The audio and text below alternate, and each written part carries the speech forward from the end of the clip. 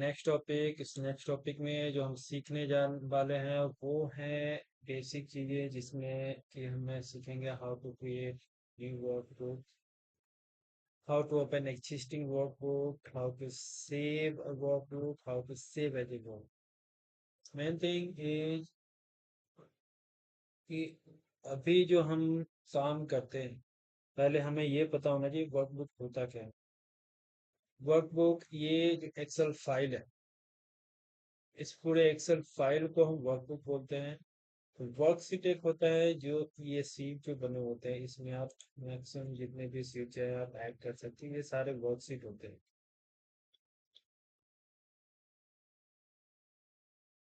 Worksheet एक workbook में multiple हो सकते हैं, ठीक है जी।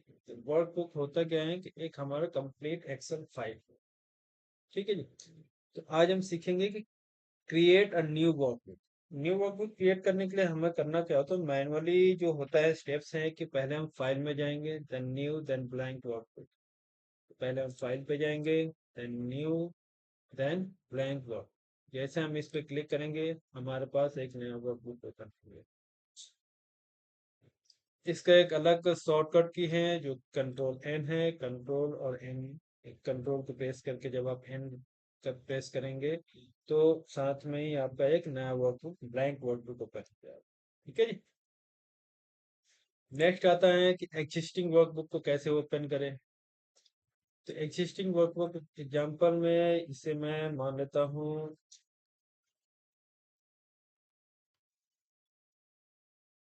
और इसको मैंने सेव कर दिया अपने डेस्कटॉप पे। टेस्ट, टेस्ट के नाम से हमने इसको सेव कर दिया। इसको हमने क्लोज कर, अभी हमारे पास कोई भी वर्कबुक ओपन नहीं है, ठीक है। देखे तो सिंगल वर्कबुक ओपन है मेरे पास। तो इस कंडीशन में हमें ओपन करना है एग्जिस्टिंग वर्कबुक, जिसको हमने अभी डेस्कटॉप पे सेव करा हुआ है। यहाँ पे ये डेस्कटॉप पे सेव है टेस्ट नाम से।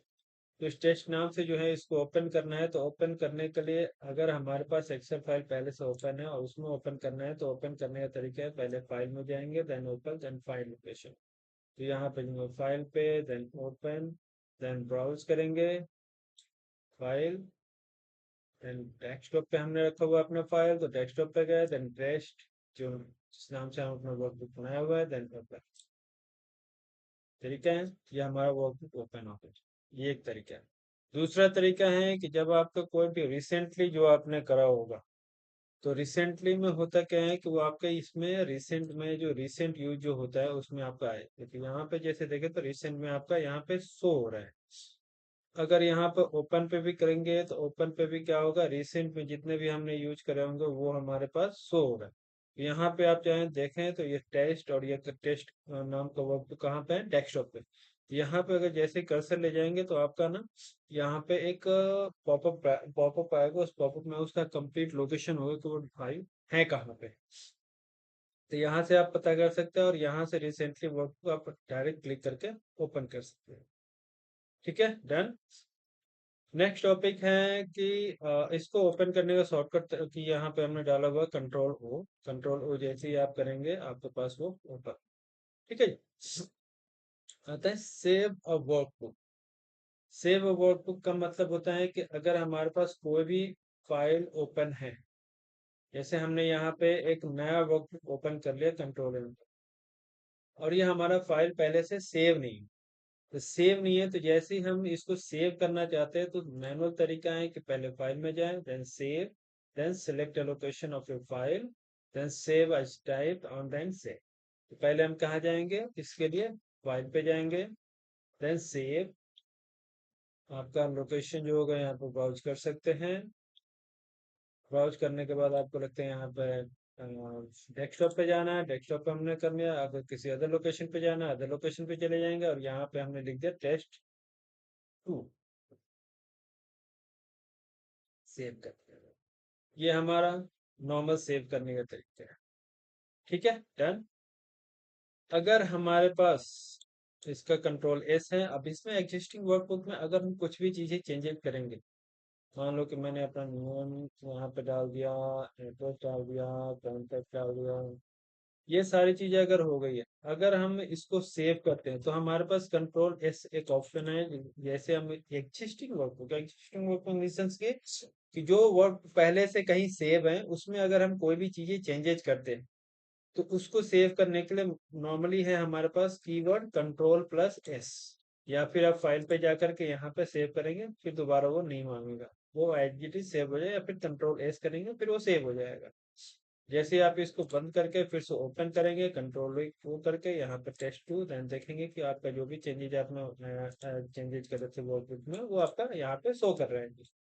ठीक है, तो इस तरह से आप सेव कर सकते हैं। सेव का मतलब ये है कि जो भी हमारे पास पहले से वर्कबुक या कोई भी एक्सेल फाइल पहले से है जो कहीं किसी लोकेशन पे सेव है, उस पर अगर हम कोई भी चेंजेस करते हैं तो उसमें हम सेव कर सकते हैं। देन एक आता है हमारे पास सेव एज। सेव एज में क्या होता है कि हमें किसी फाइल को सेव करने का जो सेम फाइल है, मान लो ये मेरे पास फाइल है और ये हमारे पास डेस्कटॉप पे ऑलरेडी है, बट इसका एक और कॉपी हमें बनानी है। एक और कॉपी बनाने इन द सेंस कि ये सेम चीज मुझे किसी दूसरे लोकेशन पे भी सेव करनी है। तो इसका तरीका है कि आप सेव एज करेंगे। सेव एज करने के लिए हम कहाँ जाएंगे, file then select location then save as. पहले file then save as, save as करने के बाद सिलेक्ट लोकेशन, और यहाँ से आप चाहें तो कहीं पे भी आप जाकर सेव कर सकते हैं। सपोज मैंने यहाँ पे पिक्चर में जाकर के यहाँ पे हमने कर दिया कि टेस्ट टू नाम का एक एक्सेल फाइल हमारे पास ये सेव है। तो ये एक तरीका है। दूसरा, अब सेव एज का फायदा क्या है कि सेव एज में होता क्या है कि एक इसका एक शॉर्टकट की है F12, तो मैं बता दूं आपको। सेव एज का फायदा क्या है कि जैसे आपके पास पहले से कोई भी एक्सेल फाइल पड़ी हुई है जो कि आपने उसका extension dot XL S x होगा।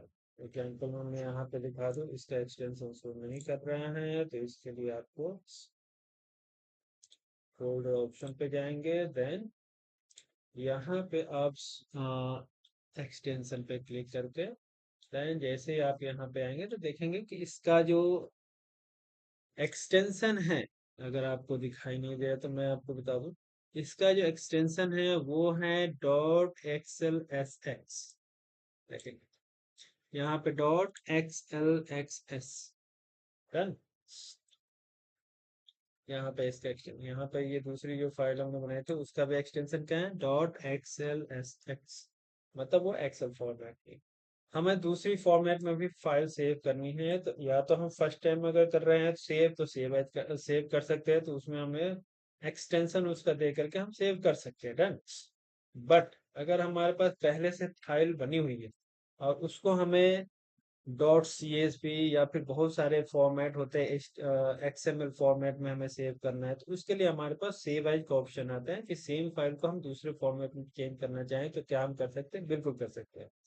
तो उसके लिए हमें करना क्या है कि सेव एज करना है। सेव एज का शॉर्ट फॉर्म है F12, जो आपके कीबोर्ड में फंक्शन बटन होता है उसमें आप जाएंगे, F12 जो होता है वो F12 आप प्रेस करेंगे।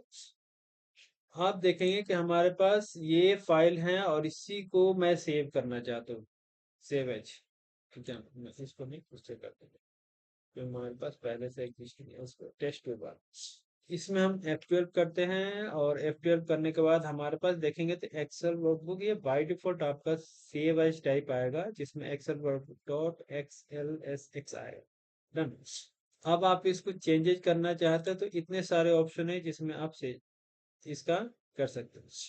आप माइक्रो एनेबल वर्कबुक सेव कर सकते हैं, बाइनरी वर्कबुक सेव कर सकते हैं। अगर किसी के पास पुराना वर्जन एक्सेल है तो जैसे 2007 पड़ा हुआ किसी के सिस्टम में, तो ये वाली फाइल अगर ओपन नहीं हो रही तो इसके लिए आप 972003 फाइल ये वाले वर्क इस फॉर्मेट में डॉट XLX करके अगर आप सेव करके भेजेंगे तो वो फाइल उनके सिस्टम पे ओपन होगा। ठीक है, CSV फाइल जो मोस्टली हमें कहीं डेटाबेस में अपने जो रिकॉर्ड होता है वो डेटा वगैरह अपलोड वगैरह करने के लिए हम डॉट CSV फाइल का यूज करते हैं। XML data form, single file web page form, ये सारे चीजें जो हैं वो आप इस फॉर्मेट में सेव कर सकते हैं। इतने सारे चीजें जो हैं वो फॉर्मेट है। इसमें आप पीडीएफ में भी सेव कर सकते हैं, एडिट वगैरह करना चाहते हो वो कर सकते हैं, इतने सारे ऑप्शन है इसमें। सबका तो जरूरत नहीं पड़ता, मोस्टली आपको ये माइक्रो इनेबल एक्सेल ये और आपका टेम्पलेट और ये सारे टेक्स्ट वगैरह ये यूनिकोड एक्सएमएल ये सारी चीजें यूज करेगी। मोस्टली सीएसवी वगैरह जो डेटाबेस पे काम करते हैं उनके लिए सीएसवी का जरूरी होना है, क्योंकि सीएसवी फाइल ही हम डेटाबेस पे अपलोड करें। ठीक है, तो ये एक्सटेंशन फाइल का है जिसमें आप सेव कर सकते हैं। डन। तो ये हमारा हो गया सेव एज का ऑप्शन। अब सेव और सेव एज से रिलेटेड ये है कि उसमें डिफरेंसेज वगैरह क्या है, ये चीजें यहाँ पे हमने to update existing file create new copy of a file जो मैंने अभी आपको बताया। File name keeps the file same file name, इसमें कोई चेंज नहीं। जैसे आप कंट्रोल एस करते हैं तो पहले से जो फाइल ओपन हुई होगी तो कंट्रोल एस करने के बाद वो सेम फाइल होगी। इसमें आपको सेव एज करते हैं तो आपके पास ऑप्शन आ जाता है कि आप उस फाइल को रीनेम भी कर सकते हैं, जो कि आप कर सकते हैं। लोकेशन करंट लोकेशन में जहाँ पे फाइल है वो वहीं पे सेव होगी अगर आप कंट्रोल एस करते हैं तो। अगर आप सेव एज करते हैं तो आपके ऊपर डिपेंड करता है कि उस किस लोकेशन पे आप उसको सेव करना चाहते हो। डन। फॉर्मेट आपका जो जिस फॉर्मेट में पहले से फाइल पड़ी हुई है उसी फॉर्मेट में कंट्रोल एस से सेव होगा। और सेव एज में आपको अलाउ होता है कि आप किस फॉर्मेट में सेव करना चाहते हैं। जैसे कि मैंने अभी आपको बताया एक्सटेंशन आप उसका चेंज कर सकते हैं कि उस किस डिफरेंट फॉर्मेट में आप चेंज करते हैं, Excel S X CSV Excel SP ये सारी चीजें आप कर सकते हैं।